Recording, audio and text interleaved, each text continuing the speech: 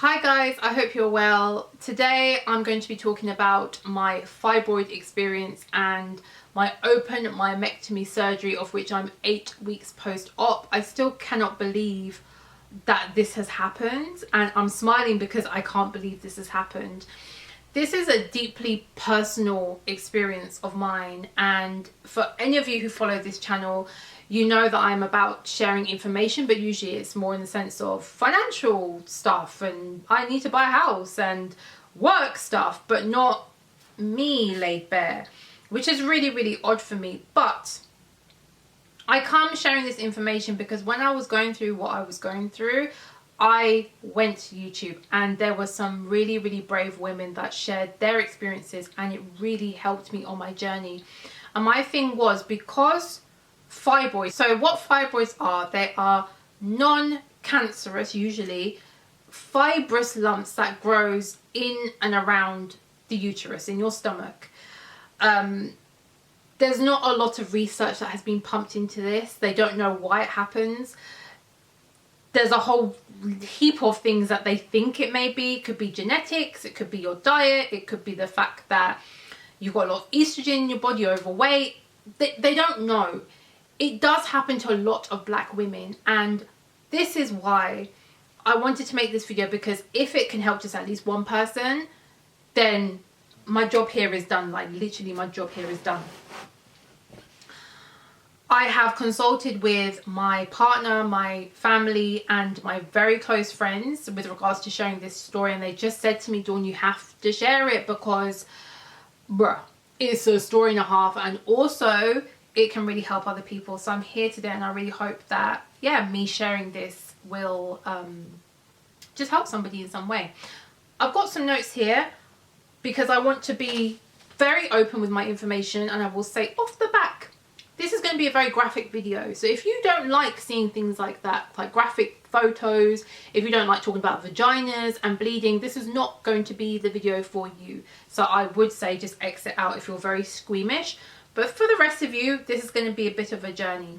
For those of you who've been rocking with me for the longest time, you'll remember that I made a video called They Hated Me at Work. I was in a very toxic workplace where it was, I can't describe to you how awful it was to work there, right? And it stressed me the hell out. In 2016, I was still there. I was there, and I left that workplace in 2018. So 2016, very stressful environment with all of that stuff, and I started to experience a pain, and I'll show you where the pain was. If you hear a that is not me farting, that is my bed. But anyways, I started to experience a pain here, and it was a dull pain but very persistent and constant, and I was like, is that period pain that has kind of like shifted to one side? Because as you know, period pain comes in many forms, right? I was like, is it? I don't know. So I left it for a little bit, but noticed that this pain, this dull pain, kept happening more and more, and I thought, this isn't right. And what I will say to you off the back, please, women, please, if there's something going on with your body, I don't care if it's just down there, it could be anything, could be your arm, whatever. If you know something's not right, go to your doctor. Do not be leaving it for years and years and thinking, like, just persist with it. So I went to my doctor, and he said, there's nothing to worry about. There's nothing going on. Just, you know, just got a bit of pain there. Maybe it's your menstrual cycle. That's what he said to me. Maybe it's your menstrual cycle just being a bit weird. I was like, okay. And I left it for about a week because I wanted to kind of just track, is this thing, you know, is it okay, is it not? And it wasn't. So I phoned up my surgery and I asked to see a female practitioner. I wanted to see a female doctor. I want to go and see woman to woman, like, what's going on, right? I'm in my 30s. I haven't had kids. Like, what's going on down there? So I went in, and she was like, So she hadn't touched me or anything like that, no scans or nothing. She's like, I think you may have cysts on your ovaries. And you know how some doctors, I get it, it's your job, and you're probably very far removed emotionally from your clients that are coming in, your patients, not clients, your patients that are coming in. But still, you're talking to people, and for you to just go, oh, cysts on your ovaries, I haven't had kids. That's very worrying to have anything on your ovaries and around. So I was like, oh my God. But she said, look, what we're going to do, we're going to refer you to the hospital. I thought, fantastic, at least we can get to the bottom of what's going on in there. Off to the hospital I went, and they did an ultrasound scan. So the ultrasound scan is the one that goes over your belly, you know, when you're pregnant, that one there. So they did the scan and they found that I had 2 fibroids, right? So the fibroids at the time, they measured 4 centimeters in diameter. They said to me, nothing to worry about, you just manage it with pain relief. So that could be hot water bottle, ibuprofen, paracetamol. So I was like, oh, okay, nothing to worry about. Off you go. If I give you a window of time from 2016 to 2019, the pain gradually got worse. I was going to my doctor back and forth trying to understand what the heck was going on with my body. So let me give you an example of how the pain transformed itself. So it started, like I said, as a dull sort of pain this side but constant. It then moved to this side. So when I say moved, not shifted, but I had 2 sides of pain, and it was like a punching pain. It was a prickling pain, but like a stabbing. So when I say prickling, I'm going like that, but like a stabbing pain. The pain then traveled to my back. I was getting lower back pain. It then traveled to my butt. I was getting butt pain. It then traveled to this thigh at the top here. I was getting pain. And then I could literally draw a line of where the pain was going down to my foot. Now, can you imagine someone dealing with that and someone saying to them, but it's fine, it's just residual pain from the fibroid, you're going to be fine, just hot water bottle, it's fine. I was just like, is it? So when I went online to have a look at fibroids and the pain, it did say that yes, this is a symptom of the fibroid. So I was like, oh, okay, then I guess I just have to manage it, because that's what they're saying. They're not saying anything else. And because I had specifically researched, you know, how to deal with the pain, and they're I guess confirming with myself, yes, it's the pain, that's what's supposed to happen, just manage it, then that's what I was doing. But then I was speaking to one of my friends, and she's been through a lot with kids, and she, you know, when you're pregnant and stuff, you go through different scans, and she was telling me about a pelvic examination. She was like, Dawn, ask them for a pelvic examination. So it's a more thorough examination, and they could, you know, sometimes they do the ultra scan, but they also have like the big wand that goes up you that's got a camera, and they can see what's going on in there, right? So I was like, no, I'm going to ask. So I went back to the doctor and I said, I want a pelvic examination, you need to refer me. And that's what he did. So again, like I say, you ask them for what you want. It's your health at the end of the day, not theirs. So they referred me to the hospital, where I was seen by a female doctor who did the pelvic exam. So they went in through my vagina and up, and they had a look around, and yes, the 2 fibroids were still there, but they had grown. So they had grown to 7 centimeters. So this pelvic examination I had at the top of 2020. So it had just got too much now. I was like, no, like, let's see. So they had grown. Now, when I went there, again, you've got to understand, I'm in my 30s, I haven't had my kids, and the thing that was on my mind is that, is this going to impact my fertility?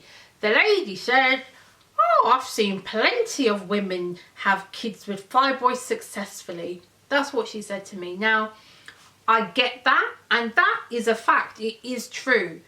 But you know, when it's like, but I don't even know where these fibroids are. I don't know anything. And I thought, this isn't the one. So I went back to my doctor. I wasn't happy. Like I said, the pain had got severe. So he referred me to a consultant at a private hospital. So I didn't have to pay for this, but something in the UK that you should know is that your doctors can refer you to like a private hospital and you get seen. So he was a consultant that dealt with fibroids and things like that. So he went, and again, he scanned me, and basically he had seen that there were fibroids in my uterine wall, which can impact fertility. So, and that was the question I asked, like, can it, where is it, what is it? Because nobody was telling me off the back what was going on. You're just fobbing me off and saying you're fine. So this was something that was very concerning, because I say again, I haven't had my kids. I want to have kids. What the actual heck? So they were on a thing of not let's see what happens, but let's just do fertility tests and things like that. Okay, that's fine, but we have a problem and an issue. There are fibroids in there which are stuck in a place that you are saying is impacting potentially my fertility. I'm also with my partner and we're not seeing no baby happening, right? So there must be something that is up. What I had also noticed, just to kind of talk about it, is that my periods had got heavier and heavier and clottier and clottier. It was actually disgusting. My stomach, the bloat of my stomach, when I tell you I used to eat something, I would go from a very flat stomach to literally all the way out here. I would say to my partner, I'd be like, babe, like, and he'll be like, wow, kind of thing. So the bloat was unreal. That's also something else that I really, really noticed through this whole fibroid journey. And the lead up to my periods were just horrendous. Like the pain, I was getting really bad pain beforehand. The bloat was all the way out here. My moods were just, there were, you know, when there's a change in yourself and you're like, but this isn't right. Like it really isn't right. I was also getting symptoms that mimicked the fact that you could be pregnant. And what you've got to understand is when you are wanting a child and you get those symptoms, how that can make you feel. So you're feeling sick, you're feeling little motions in your stomach, as in, and I don't mean baby kicking or anything like that, but if you read up about, you know, what could be signs of pregnancy, they talk about, like, you know, what can happen inside your stomach, not being able to sleep and stuff. I was getting those symptoms and getting very excited and getting very disappointed, but those were fibroid symptoms as well. So it's very, very scary how there are things in life that can mimic, but actually it's a different set of problems. There was a day I sat at my desk and I thought enough is enough, because I'm out here just feeling absolutely nuts and I know it's this. This needs to be taken seriously. I'm not getting any answers from anybody because no one's saying what we should do about what is impacting me at this point in time, right? You want to send me to fertility tests and stuff, but we can see there's fibroids there, right? Thank God I'm at a workplace that offers insurance on private medical care, and I will say from now, if you've got this at your workplace, to invest, because that has been worth it. When I say worth it, listen, it's worth its weight in gold. The weird thing is that each and every year my company opens up, it's a few days for employees to join the private medical, and I've always either been away or I've been like, oh, I'm going to do that on Monday, and I've missed the date or whatever. And I remember it came in this year and I thought I have to do it. I wasn't even thinking about the fibroids. I was like, I just have to join, right? So I got in there and I joined. And like I said, I sat at my desk one day and I thought, enough is enough with this whole thing. Enough is enough. And I talked to one of my colleagues. And again, it's just weird how life is, because usually, again, with like people like my colleagues, I get on really well. So, you know, number one, they are fabulous. Like my department, oh my God, like we get on like a house on fire.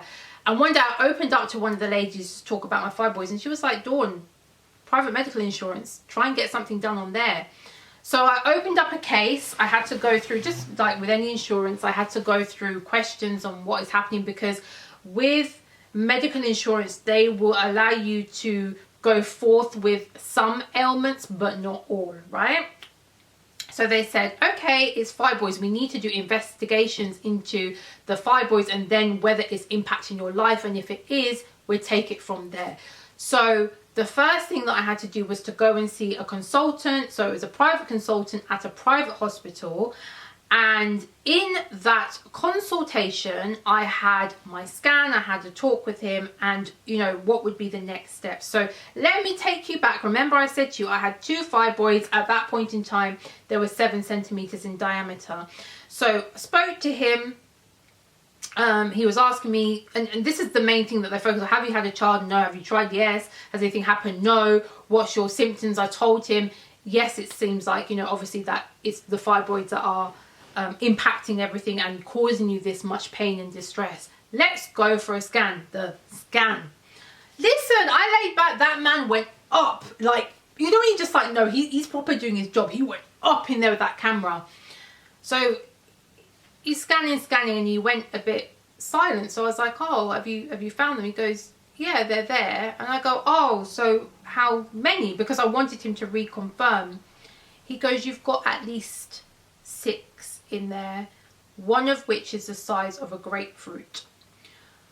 So let me bring you back a little bit, slightly before this consultation. I remember I was laying in bed and I was just, you know, you just got your hand on your stomach, and I was just, I'll show you again. I was just rubbing here, and I said, babe, feel that? Does that feel like a lump? And he pressed it and he was like, yes. And I swear to you, like, you could feel this lump. And what I'd also realized is that I needed the toilet for a wee all the time. So usually, you know your body and how you go to the toilet. So I could go here, there, everywhere normally, and I don't need the toilet. I would literally wee before I leave my house. I'd get to a destination that's about 10 minutes away and I need to find that toilet. So the big one was pressing on my bladder.